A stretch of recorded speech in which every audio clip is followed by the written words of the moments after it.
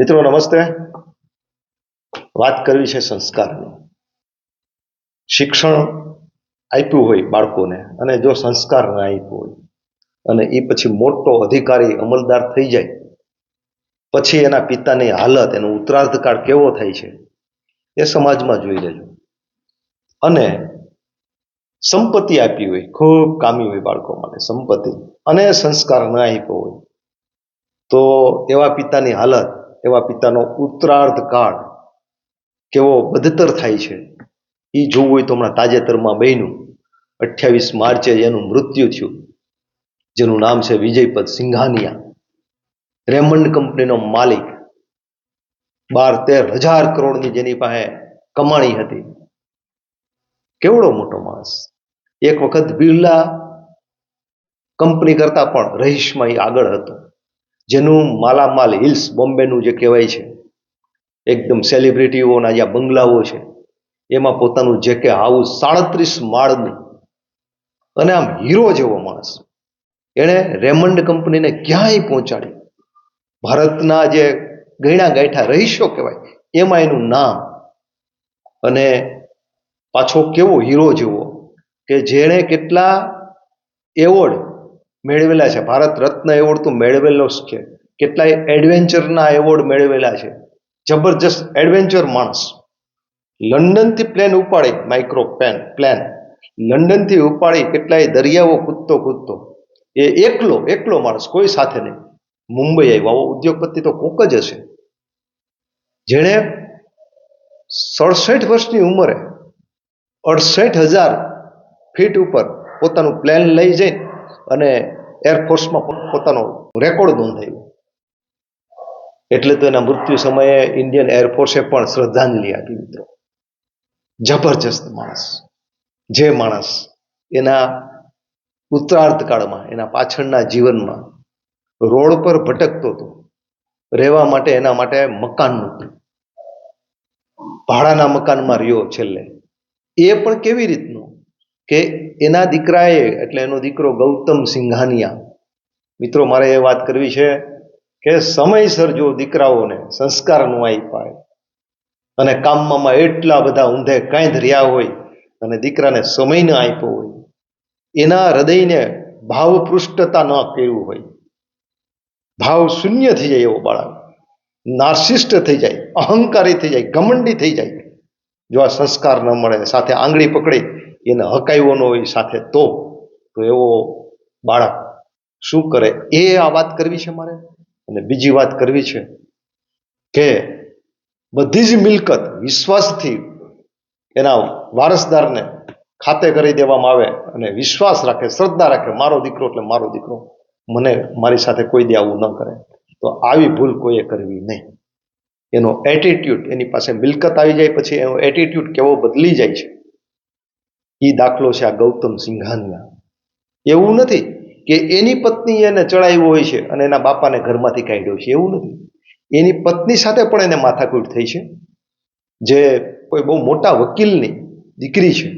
અને 75% મિલકત, આમ તો ભારતીય હિન્દુ ધારા પ્રમાણે એને 50% મિલકત એને મળી શકે ડાયવોર્સ થાય તો, પણ આ સ્ત્રીએ, એનો બાપ બહુ મોટો વકીલ છે, એણે 75% પ્રોપર્ટી આ સિંઘાનિયા પાસેથી, ગૌતમ સિંઘાનિયા પાસેથી પાછી માગી લીધી છે. મિત્રો,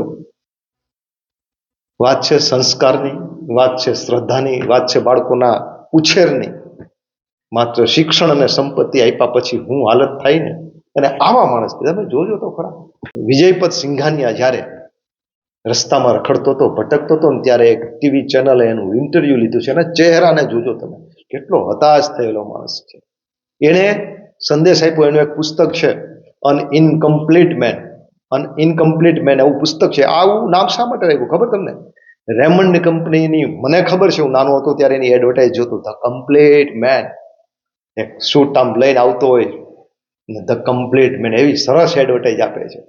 એ ધ કમ્પ્લીટ મેનની જે એડવર્ટાઇઝ હતી રેમંડ કંપનીની, એ રેમંડનો માલિક ઇનકમ્પ્લીટ લાઈફ આવું પુસ્તક લખે છે. ને એમાં લખે છે કે હું હેરાન થઈ ગયો, પરેશાન થઈ ગયો.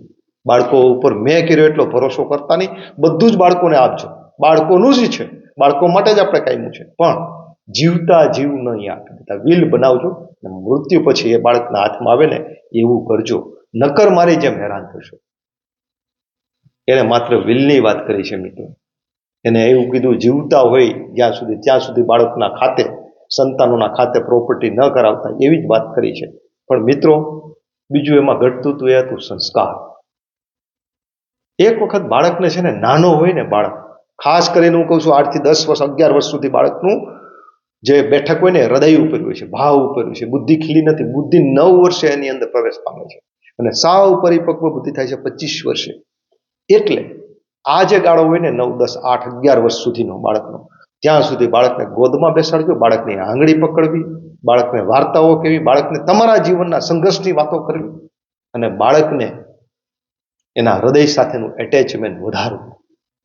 પછી એ બાળક છે ને ક્યારેય ભૂલી નહીં શકે. એ મૃત્યુના છેલ્લા શ્વાસે પણ છે ને પાંગતે બેઠો છે. બાકી તમે ગમે એટલું કામી લો, ગમે એટલા એવરેસ્ટ સુધી સંપત્તિ કામી, કીર્તિ કામી, પ્રતિષ્ઠા કામીને પહોંચો, પણ તમારા ઉત્તરાર્ધ કાળમાં તમારું બાળક તમારી પાંગતે ન બેઠું હોય, તમારી સાથે ન બેઠું હોય, તો એ અનસક્સેસ માણસ છે, ફેલ માણસ છે. અને રૂપિયાની એક કોડી ભલે ન કામી પણ સંસ્કાર આપ્યા હોય, એ બાળક મૃત્યુ સમયે એની સાથે સેવા આપતું હોય, એની પાંગતે બેઠું હોય, તો સમજવું તમે જીવનમાં સફળ થયા છો. એક પિતા તરીકે, જીવનના એક માલિક તરીકે તમે સફળ થયા છો. એ ઇનકમ્પ્લીટ મેન નથી, એ કમ્પ્લીટ મેન છે મિત્રો. વિચાર કરો તમે, સિંઘાનિયાની મેં હાલત જોઈ. હમણાં મેં એનો આખો વાંચ્યું મેં, ત્યારે મને ખબર પડી કે આવો માણસ સંતાનોની બાબતમાં કેવો, 2 સંતાન હતા એવું નથી. આમ તો મારે એવું કેવું જોઈએ કે ભાઈ 2 સંતાનો રાખજો, આને તો 2 સંતાનો હતા. પણ આમ તો ખરેખર એવું થયું હતું. એમાં વાત એવી છે કે સામાન્ય એવી પારિવારિક ઝઘડાઓ થયા. એમાં ગૌતમ સિંઘાનિયાનો ભાઈ હતો, એને એ જુદા સ્વભાવનો, સારા સ્વભાવનો છે. એને આ ઝઘડાથી એકદમ આમ ત્રસ્ત થઈ ગયો, એને કંટાળો આવ્યો અને કંઈ પણ એક ફૂટી કોડી લીધા વગર ન ગયો. અને પછી ક્યારે આવ્યો જ નહીં. એ બ્રિટનની અંદર છે એનો છોકરો, દીકરો. આની પાસેથી કઈ મિલકત નથી લીધી. પણ જ્યારે એ મિલકતનો ભાગ પાડવાનો થયો, ત્યારે સિંઘાનિયા એટલે કે વિજયપત સિંઘાનિયાએ એના દીકરા ગૌતમ સિંઘાનિયાને કીધું કે આમાં એ દીકરાનો પણ ભાગ હોવો જોઈએ. આ બાબતમાં તેનો ઝઘડો ચાલુ થયો.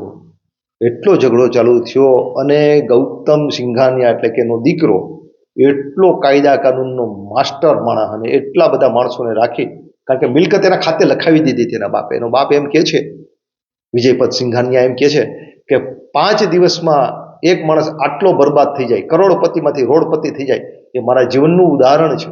મેં ગૌતમના ખાતે જ્યારે મિલકત લખી દીધી, પછી 4 દિવસનો સમય હતો, એ મારે વિલ બદલવું હોય તો બદલી શકું.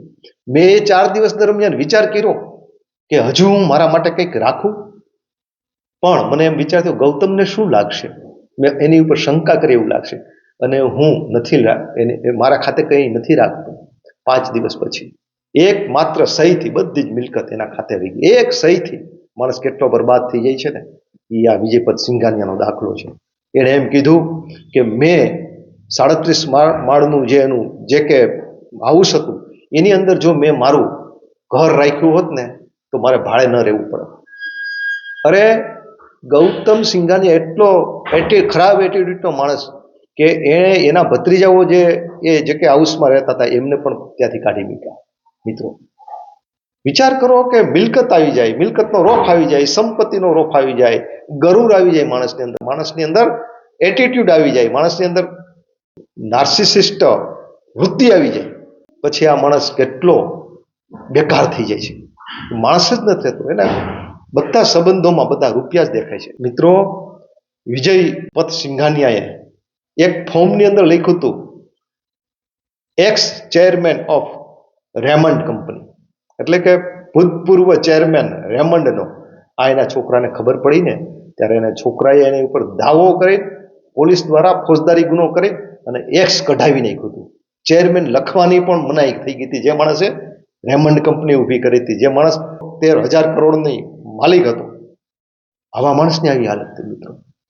કે મને મહિને મારા અને મારા પત્નીને 7 લાખ રૂપિયા મળવા જોઈએ. મિત્રોએ 7 લાખ રૂપિયા પણ ગૌતમ સિંઘાનિયાએ ના પાડી દીધી. એને કીધું શેર હોલ્ડરો ના પાડે છે, કંપની ના પાડે છે, તમને ફૂટી કોડી નહીં મળે. આ તો સારું થયું કે એમને યાદ આવ્યું કંઈક બેંકમાં મૂકેલું જૂનું કંઈક હતું ભંડોળ, એને યાદ આવ્યું એવા સમયે, અને એના કારણે ભાડાના મકાનમાં રહી શક્યો હતો મિત્રો. અને સિંઘાનિયાએ કીધું છેલ્લે એના પુસ્તકની અંદર કીધું છે કે સંપત્તિ બાળકના ખાતે ક્યારેય જીવતા જીવ તમારા સંતાનોના ખાતે નહીં કરી દેતા, કંઈક જીવવા જેવું તમારી પાસે રાખજો. આવો માણસ હોય ને જ્યારે હતાશ થઈ જાય છે આવી બાબતમાં, જેનું ગૌરવ હોય પોતાનું સંતાન, અને એ જ એનું ગૌરવ ભ્રષ્ટ થઈ જાય, એનો પ્રતિષ્ઠાઘાત કરી નાખે, ત્યારે આવો માણસ ખરેખર બદલો નથી લેતો, વેર નથી લેતો, પણ ઝાંખો થઈ જાય છે, નિરાશ થઈ જાય છે. અને એવું નિરાશ હતાશા ભર્યું જેનો ઉતરાળકાળ એવું જીવન એટલે વિજયપત સિંઘાનિયા, રેમંડ કંપનીનો માલિક. મિત્રો, બાળકોને સંસ્કાર આપવા જ જોઈએ. બધું જ આપ્યું છે અને સંસ્કાર નથી આપ્યા તો ફર્સ્ટ ક્લાસ એક ઓફિસર થાય, અધિકારી થાય, બિઝનેસમેન થાય, પણ થર્ડ ક્લાસ દીકરો થઈ જશે. અને આ બધું માત્ર વિલથી પણ ન પતે. વિલ લખવાથી તમારી પાસે સંપત્તિ રહે, પણ સંતતિ ન રહે. સંપત્તિ અને સંતતિ બે સાથે રહીને જીવનનો ઉત્તરાર્ધકાળ જીવવો હોય તો જીવનની શરૂઆતમાં જ્યારે બાળક મોટું થતું હોય ને ત્યારે સંસ્કાર આપવું જોઈએ. આ બહુ સમજવા જેવી વાત છે. વિજયપત સિંઘાનિયાના જીવન ઉપરથી એક માણસ આમ કહેવાય ને કે પહાડ ઉતરતો હોય ને ત્યારે આગળ શું છે કે ને એ આપણે માનવું જોઈએ. એમ વિજયપત સિંઘાનિયાએ એક જીવનનું એક પાસું બતાવ્યું છે સંતાનોની બાબતમાં. કારણ કે હું વારંવાર સંતાનોની બાબતમાં ખૂબ કહેતો હોઉં એટલે મને થયું કે આ વિજયપત સિંઘાનિયાની વાત કેવી જોઈએ અને આમાંથી કંઈક આપણે ટપ્પો મેળવવો જોઈએ, રાખવો જોઈએ, કંઈક આપણે આની પણ પાસેથી શાન શીખવી જોઈએ. વસ્તુ છે.